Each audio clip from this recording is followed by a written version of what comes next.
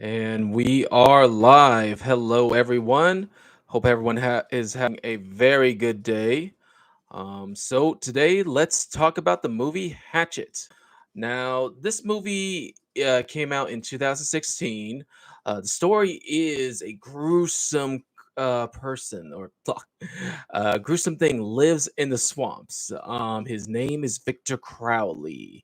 This is the legend in the Louisiana swamp, and our heroes, or shall I say, victims, end up taking a boat tour there and run into Victor Crowley.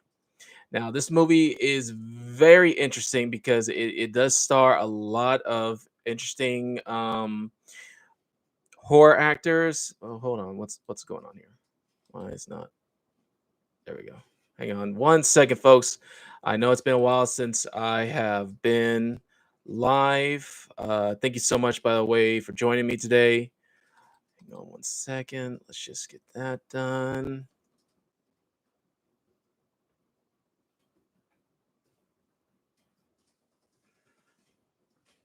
Hope everyone's having a good day.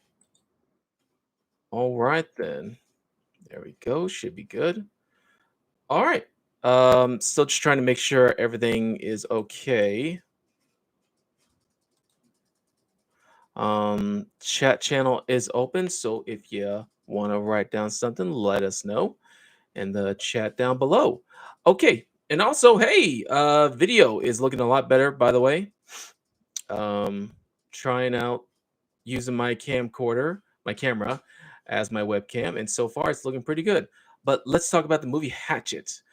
This movie has a wide variety of horror icons. Some you may remember, Friday the 13th. Robert Englund himself makes a cameo appearance in it, as well as Kane Holder, who you might remember as he's played in such movies as Friday the 13th. Yeah. So also, in this one particular actor, he's been in a lot of stuff I've noticed over the years.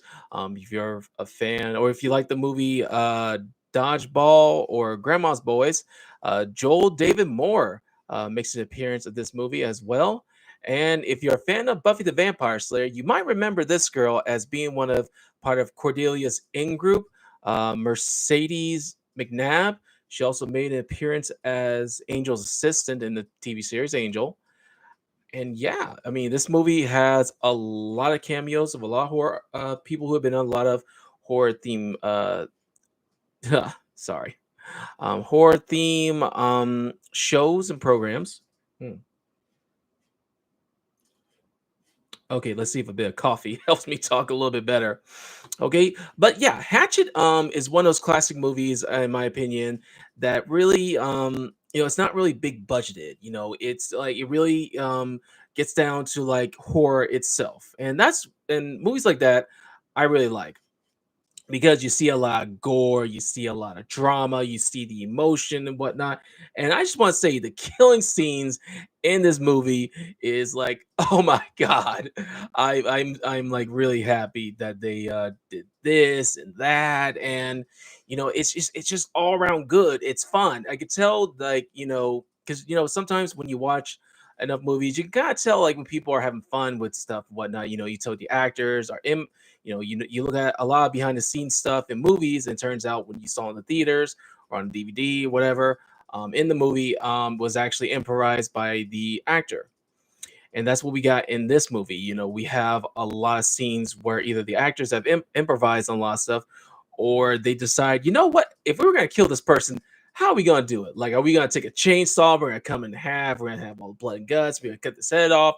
We're going to blow him up. We're going to just shove something up somewhere where the sun don't shine. It's a lot of fun, in my opinion, that they had when they made this movie. And that, is what I like in the series. I cannot really fault it too much. Also, another horror icon, which let's see, where is he? Because he is not showing up for some reason. I want to be sure I'm saying his name right. You might know him, Tony Todd. I really hope I'm pronouncing that right. Tony Todd, you might know him as the actor from such films as Candyman, and he was also the sort of Grim Reaper in the Final Destination movies. Yeah. Now, while he's not officially known as the Grim Reaper, he is known as someone who, you know, knows so much about death because he's like the mortician. Yeah, that's the right word, mortician. And yeah, it's just interesting that he got so many cameos from all these actors. Has been in a lot of horror movies and whatnot. And this movie spans to about three, with a fourth one that sort of picks up where the third one left off. And it's all around fun, guys. Like, if you're bored one day, this is how I would categorize this franchise. If you're bored one day and you want to be like, you know what, I want to watch something interesting, something that's like nice, light, something I won't like be all like, but like I'll be all like, oh, okay, yeah, this is awesome, this is nice. I can set up, I can watch more of these.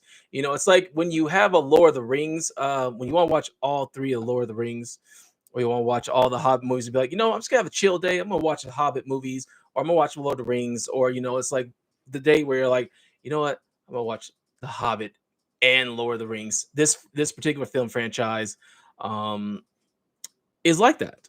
Yeah. And it's a great cast of actors and actresses. I cannot really find too much bad to say about this. I wish there was more. But it's probably also a good thing they don't have too many of these, because we don't want anything to be like the Fast and Furious franchise, where it's like they have one after another, after another, after another. So that's definitely something that I'm happy about that they don't have. It's like we have three with a fourth one on the side, and and that's it. That's all they need.